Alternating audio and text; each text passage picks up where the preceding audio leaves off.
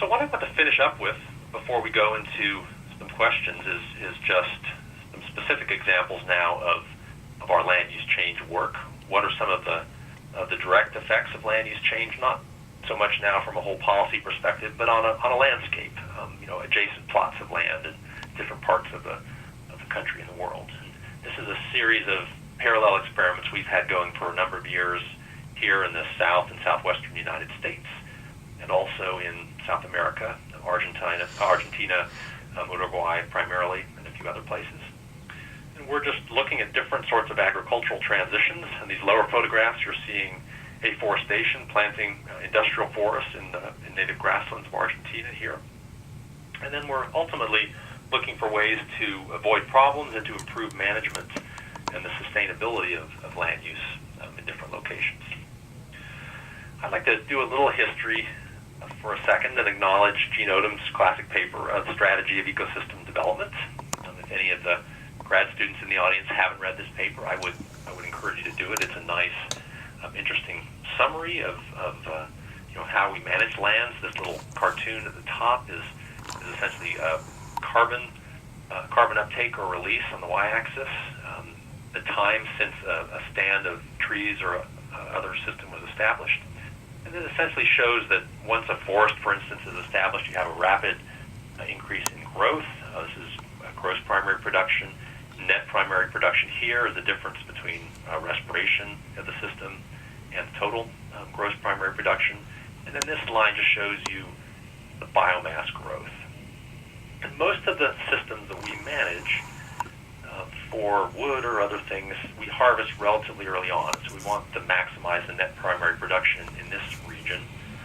So in our industrial forestry, for instance, here in the southeast, we typically harvest in 10 to, perhaps 30, 10 for a short rotation, but 20 to 30, maybe 40 years for wood and other things. But generally, we don't wait these long periods.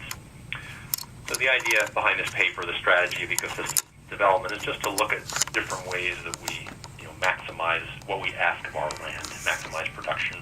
It's true agriculturally. But Odom also talked about the other things that lands give us. And it's not just food and fiber.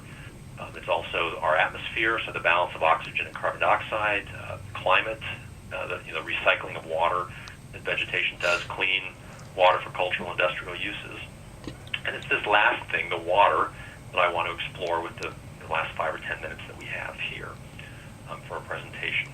And the take-home message of this part of the session is that it's hard to manage lands strictly for carbon.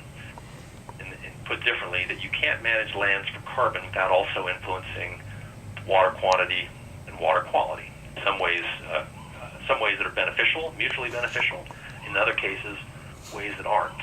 And here's an example of one that isn't beneficial, potentially a trade-off. Here now you're looking at examples of afforestation. My y-axis has gotten a little garbled here. So this is a change in annual runoff. Each of the dots on this figure is an annual summary of a stream flow gauge somewhere around the world. So on the y-axis, we have percentage change and absolute change in millimeters. The x-axis is plantation age. All right, so what do these mean? Well, here you are. Imagine you're a forester. You put your seedlings in the ground here on day one. You watch your seedlings grow on the x-axis. This is what happens to stream flow through time globally with forestry. So stream flow goes, it maybe goes up a little bit initially, but very quickly stream flow drops on average to 200 millimeters or more per year. On a percentage basis, it drops to sort of 50 or 60%, so stream flow is cut in half. In a number of places, the stream flow disappears entirely. These are cases down here where the stream goes dry for the entire year, not dry temporarily, it disappears for that year. So one of the issues to think about that we work on in my group is that by pushing systems to maximize biomass production, we also tend to push systems in terms of water use, and that increased water use can influence streams, aquatic systems, aquatic organisms, and such.